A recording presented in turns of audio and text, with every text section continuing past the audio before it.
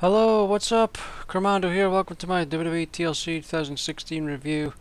And honestly, I'm quite surprised at how kind of disappointing this show was, in my opinion. Like, I was just watching, like, Talking Smack and seeing, like, all the tweets, and some people were saying, like, oh, best pay-per-view ever, and oh, this was so great, this was so great. And I'm like, are we watching the same show? I didn't think it was that great. There was a couple of matches I liked, and obviously the ending was quite shocking, but for the most part, I was kind of disappointed, especially the women. Like I was so disappointed with the women's matches. But let's just get to it. Pre-show match was a 10-man tag match with the Hype Bros, American Alpha, Bullet Cruz versus the Vaudevillains, Ascension, Kurt Hawkins, and the Faces won. 12 minutes free, actually one of the longer matches of the entire show. Just your prototypical tag match that you see. Starts off pretty decent, then rest hold City for more than 5 minutes, and then everybody starts hitting their finishers, and eventually the faces win. The ending was alright, you know, with oh yeah, Jordan had an Olympic slam or angle slam, which that was kind of cool. Eventually, Cruz suplexed Hawkins to the outside on top of loads of people. That was kind of cool. And American Alpha had the Grand Amplitude on Gotch and won. It was alright, but nothing you've never seen before. Nothing else to say about the pre-show. Alexa Bliss was in the social media lounge. You know, it was alright. I mean, not Chris Jericho, Kevin Owens in the social media lounge, but it was Alexa being Alexa. It was alright. Next, we start with the first match in the main show, and it was so short. I was like, "What the fuck? That's it?" It was 5 minutes 53 seconds. The tag match. The White Family, Bray and Orton defeated Slater and Rhino. It was so quick. It was going.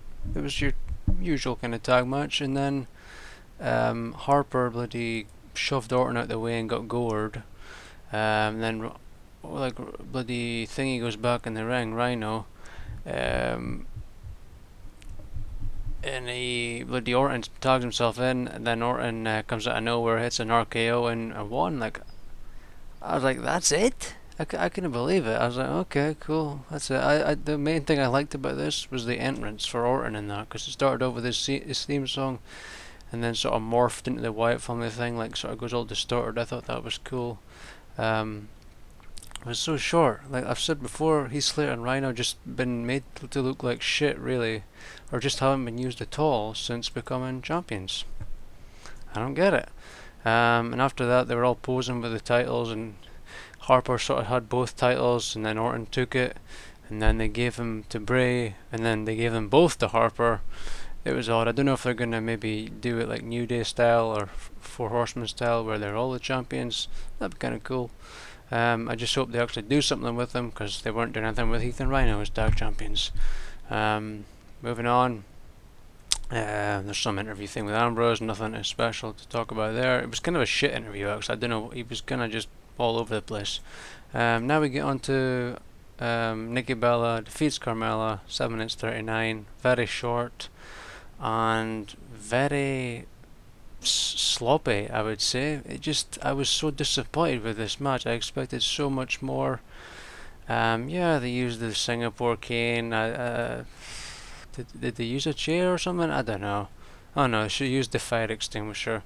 Like they were acting like this was like the scariest weapon ever. Bloody JBL like going nuts about it, and Moro going nuts about it. A fire extinguisher, as in blowing the fire extinguisher on her, and then Nikki just hit the TKO or rack attack and won.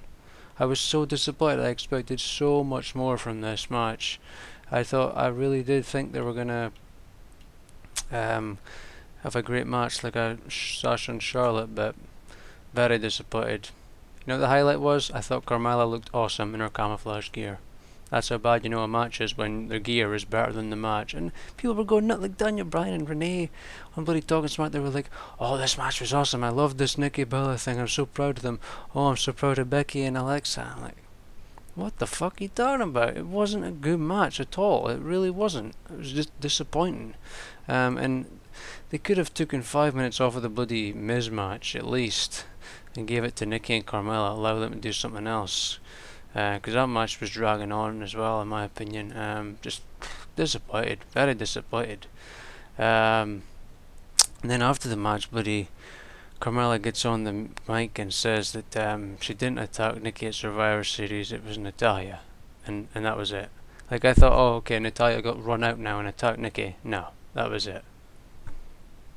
Okay. Then there was some weird thing, some commercial thing for this K bloody Jewelers thing where Natalya's helping some fan pick an engagement ring and bloody proposing or what have you. Random as fuck. And then there was something with Daniel Bryan cutting an interview and Miz coming up and speaking to him. And then we got into the Miz and Ziggler match, the ladder match. It was 25 minutes 10 seconds. I can't believe it was that long. It really was dragging on. It was alright. It had a few good moments, but I just felt it was too long. And it was kind of slow at times, in my opinion. I mean, it was an alright match, but I feel like they always just try to they're always like try to force it on it and say, oh, it's going to be historic, it's going to be this, it's going to be this, and I feel that just sort of hurts it in a way, because it's like they're forcing it. They're like saying, oh, it's going to be as great as this, it's going to be great as Shawn Michaels, Razor Ramon, and all this shit, and it never really is. But yeah, it had its moments. I'm not going to get into it all. It was okay. It had some good stuff like the figure four and the ladder, and Miz sort of tried to smash Ziggler's head in the ladder, or the other way around, I can't remember. Miz did his old slingshot powerbomb thing into the ladder. Slingshot powerbomb thing, I don't know. Sometimes it's okay, it comes out okay, and the next time it looks kind of sloppy and weird. It wasn't the best one this time, but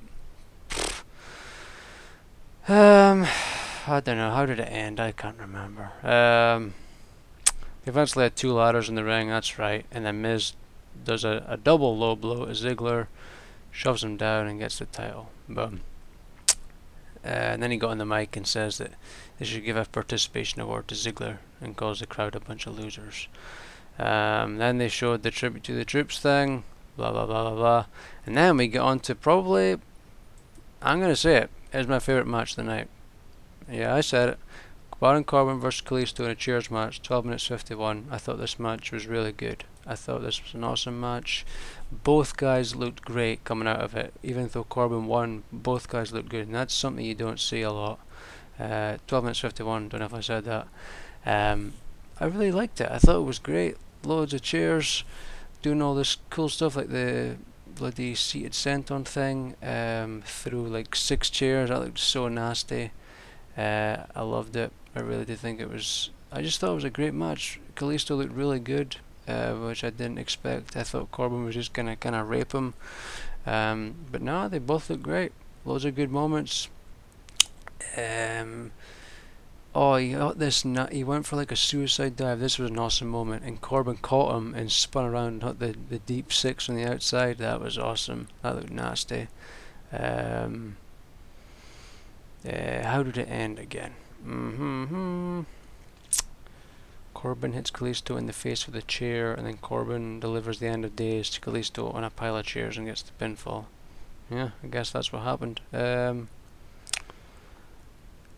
Oh yeah, he had that cool moonsault double knee thing to Corbin with a chair on Corbin. That was kind of cool. That was just before all that happened. But yeah, I thought this was a great match. I did. Really enjoyed it. Definitely worth checking out. And I thought Corbin was good on Talking Smack as well, saying he wants to be in the main event. But yeah, I liked it. Best match on the show for me. Something with bloody Natalya talking about Carmela saying she's a liar, but it didn't look very convincing. Then we got into the tables match with Becky and Alexa. Lasted 15 minutes 16. Again, I was disappointed with this match. It was just, it felt sloppy again, the same as the women's one. It had its moments, like with Becky doing the disarmor through the table leg thing. But for the most part, it just felt slow, and it felt like they were sloppy, and it just didn't click. That would be the best sort of way to describe it. It just never became anything memorable. And you can, if you disagree with that, well, clearly the crowd doesn't disagree, because they had no reaction. Like they were reacting during the Ambrose Styles match with some of the stuff they were doing and saying this is awesome and that, but they had no reaction to any of this. And that's because there was nothing really to react to be honest. Eventually it ended with they're fighting on the outside, and Becky goes on the Alexa ends up on the floor, and then she sort of like pulls the ring apron thing, but even that looked sloppy, and then Becky gets powerbombed through the table and Alexa wins. I thought that was surprising, like I didn't see that coming. But yeah, disappointed really. I honestly expected so much more. I just thought it was going to be good. I thought they were going to be up there with Sasha and Charlotte, but not even close. There's some interview thing with Becky, but Becky wasn't happy. She just left. Some other shit, and then we move on to AJ and Ambrose, which lasted 30 minutes 50 seconds, with Edge winning. And yeah, you know, it had its moments. Not the best TLC match in the world, but you're never really going to get that nowadays. At one point, Ambrose bloody put a trash can over AJ and just put a forearm on him. That was kind of random. I thought he was going to like chuck the trash at him or smash the can bin thing over him, but he just sort of hit a forearm. It's kind of random. It was alright. One other cool moment that I remember was, and a shocking moment, was Ambrose set up a ladder on the announce table, as in stood it up, and then bloody elbow dropped AJ through another table. It was crazy, absolutely crazy. Like when he, I thought he was a way to like lie it down or something. And then when he stood it up, I was like, what the fuck? That was pretty cool. And also AJ had like a rip in his butt cheek on his ring gear, and the crowd was noticing it, they were all laughing and stuff, and even Ambrose was laughing. I seen him, cause he like got speared through a table or something, and then you could see him like saying something to AJ, and you could see him laughing about it. It was pretty funny.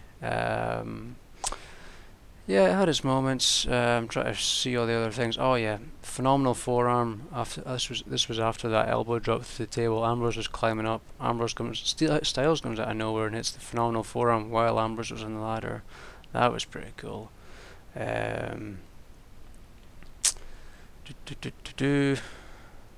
Styles did his moonsault DDT thing to the outside. Awesome move. I always loved it when he did that in TNA, and it's good to see him doing it now the odd occasion. I love that move. The 450 splash from the inside, springboard 450 on Ambrose through the table, awesome. Styles is a way to start climbing. Bloody James Ellsworth comes out. As soon as I seen AJ's face, I was like, oh, here comes fucking Ellsworth.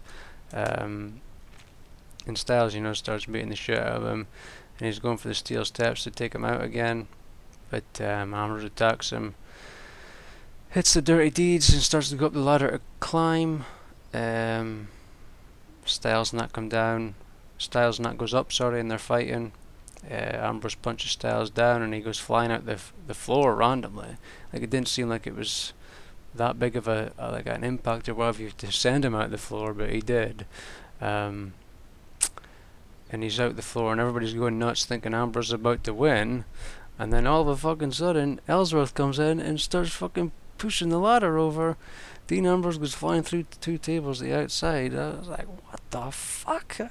I did not see that coming at all. I did not see Ellsworth turning heel, but he still thinks he's in the right. He's like, oh, me and Ambrose go way back and all this shit on Talking Smack.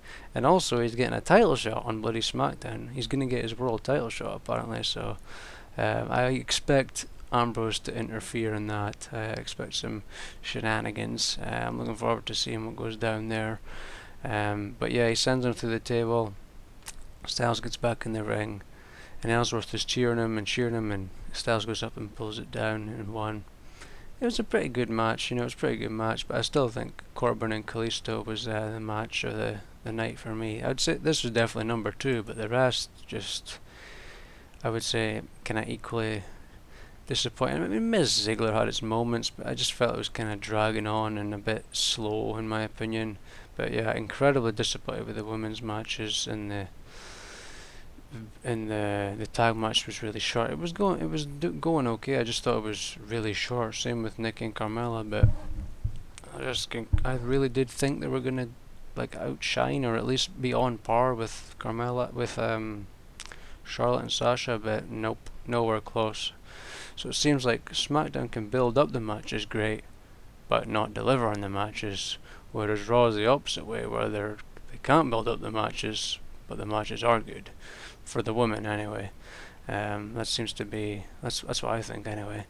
But yeah, the show ended kind of early again, sort of like 43, 44 minutes I think I was working it out, and then the Talk and Smack lasted like 27 minutes. The Talk and Smack was alright, I kind of forgot about it. I was looking at WWE.com and what all they were saying, and I was away to start watching like the exclusive videos. Then I was like, oh shit, I've got Talk and Smack to go watch, so I went and watched it. But yeah, I liked the heel thing for Ellsworth. I really didn't see that coming at all. So I was kind of happy with that little shocker. But yeah, overall I was quite disappointed with the show. It is just the woman. I really did expect so much more, but it didn't deliver for me. Maybe you think differently. It seems like loads of people on Twitter and that do, at least by the tweets they showed on Talking Smack. And Daniel Bryan that was going nuts about it. They said it was so awesome and they loved it, and I'm like, what the fuck were you watching? I don't agree with that at all. But yeah, that's my review for the show. I have nothing else to say about it. There's no other news or that to talk about. So that's it. A bit of a shorter one, which is good, because I don't like to be yapping for these things as long as I used to. And I'm thinking about stopping doing this sort of stuff anyway, because it doesn't get views, I don't get any feedback, so I think come the end of the year I probably won't bother doing any more of these. I don't know, it just seems like a waste of time, to be honest. But yeah, that's it. That's my review. Tell me if you agree or disagree, but I say that all the time, never really get an answer. If you watched, thanks. See you later.